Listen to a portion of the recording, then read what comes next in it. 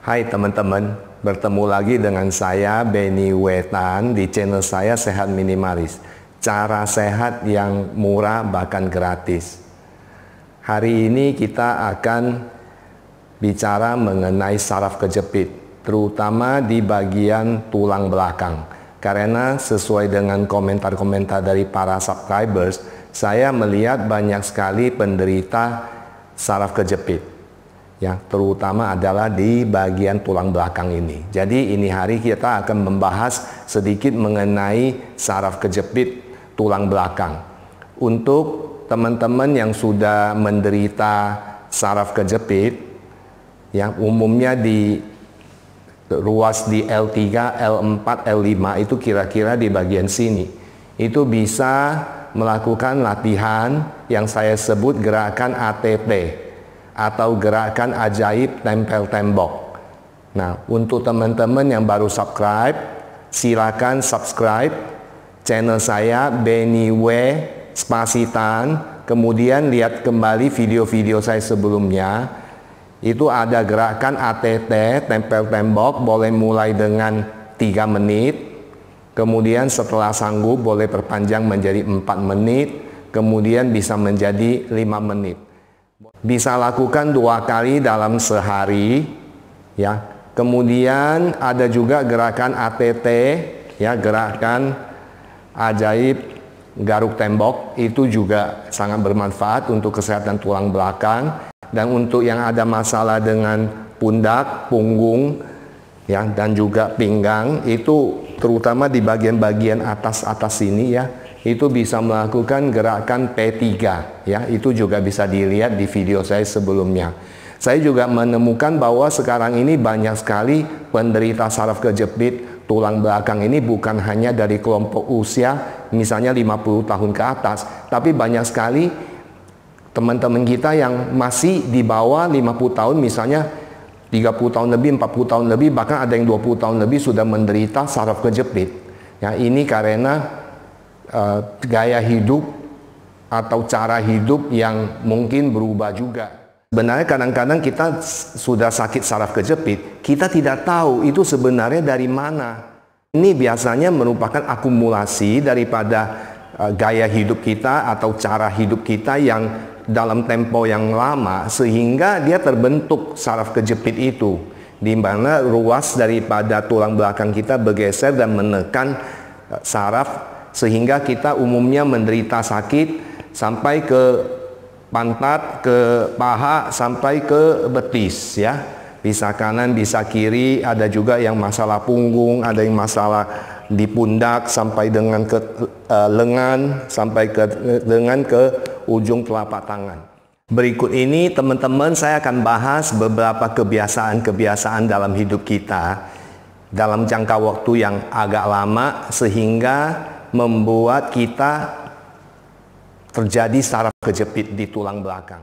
Nah, ini adalah posisi duduk yang salah, yang merupakan sebab utama saraf kejepit pada umumnya. Di mana pada saat nonton TV atau main game, kita suka duduk di sofa bergeranjoran kayak begini. Nah, ini sangat-sangat tidak baik untuk kesehatan tulang belakang. Sehingga ini yang secara lama-lama kita duduk begini, baik di sofa ataupun di ranjang, ini yang akan membuat lama-lama kita punya disk atau kita punya ruas tulang belakang bergeser dan menekan saraf itu. Nah, posisi duduk yang baik sebenarnya kita bisa cari kursi, ya, kursi yang agak keras begini, kemudian harus duduk tegak. Nah, ini sebenarnya merupakan satu kursi yang sangat baik. Saya sangat suka sekali. Usahakan juga kita tidak mengangkat barang yang berat-berat. Tapi kalau memang kita perlu mengangkat barang yang berat-berat, usahakan kita jangan 100% memakai kekuatan daripada pinggang kita. Contohnya mengangkat barang dengan cara begini, ya. Ini benar-benar sangat tidak baik untuk pinggang kita. Tapi usahakan didistribusikan kekuatannya dari pinggang ke bawah, di paha, di lutut juga, sehingga kita angkatnya bisa dengan posisi didistribusikan kekuatannya tidak pada semuanya di pinggang. Tidak melakukan gerakan putar pinggang seperti berikut.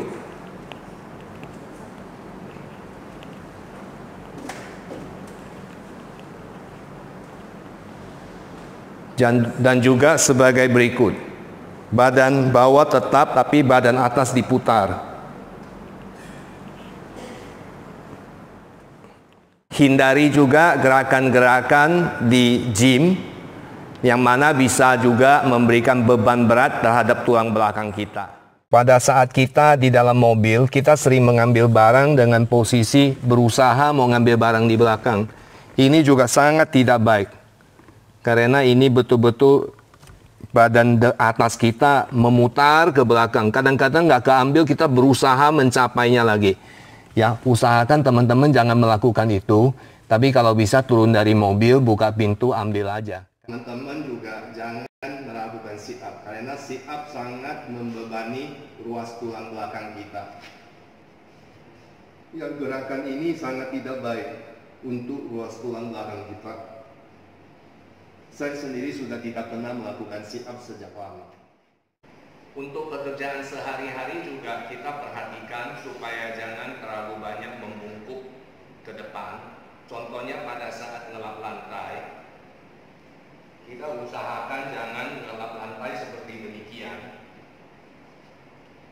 karena ini tidak baik. Jadi cara yang benar adalah kita bisa ngelap lantai dengan cara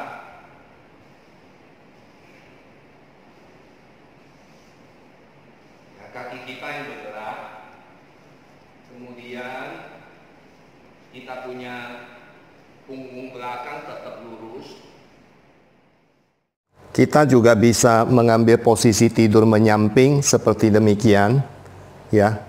Jangan sampai kaki kita dinaikkan terlalu banyak. Kalau tidur demikian akan menciptakan ketegangan di bagian pinggang kita juga.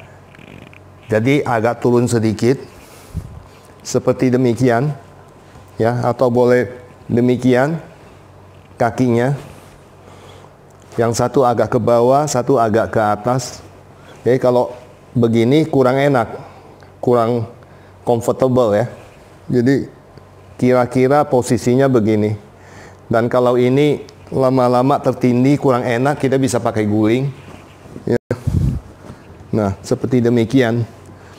Dan ada juga yang mengatakan tidur di samping. Ada yang bilang harus ke kiri, ada yang bilang harus ke kanan. Kalau saya cenderung jangan dalam posisi tetap, tapi kita bisa rubah-rubah. Kadang-kadang ke kiri, kemudian berapa saat kemudian kita pindah ke kanan. Nah, kalau tidur telentang, apakah boleh? Nah, tidur telentang ini sebenarnya juga baik. Ya, demikian tidur telentang. Asalkan kita pilih, kita punya kasur yang tipenya agak keras.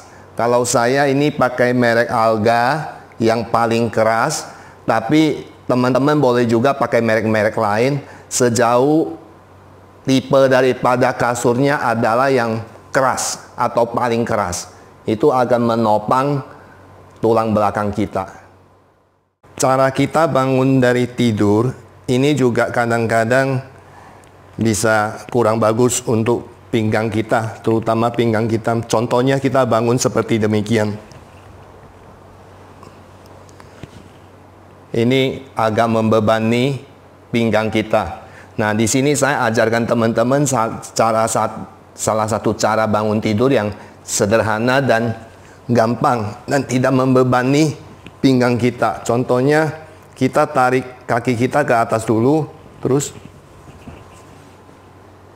langsung bangun. Ya teman-teman, mudah-mudahan video ini bermanfaat dan kalau bisa dihindari kebiasaan-kebiasaan tidak baik dalam kehidupan kita yang akan membuat masalah saraf kejepit di tulang belakang. Sampai bertemu kembali di video berikutnya. Salam sehat untuk keluarga. Terima kasih.